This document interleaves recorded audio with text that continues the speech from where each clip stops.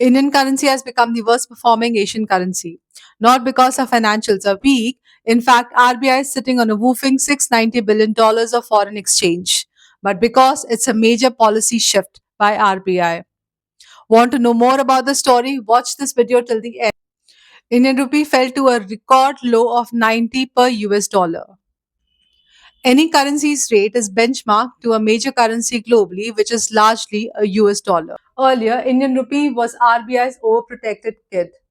Any fall in the market value of Indian rupee would trigger a series of chain reaction from RBI, selling US dollars, tightening liquidity, and in the process, crores of rupees were spent. This time, RBI took a different stand. It said, let the rupee adjust to the shifting global trends, whether it be investors pulling out money from the Indian market, the US dollar strengthening, or the tariffs and the imports and exports getting affected in turn. What does a weaker rupee indicate?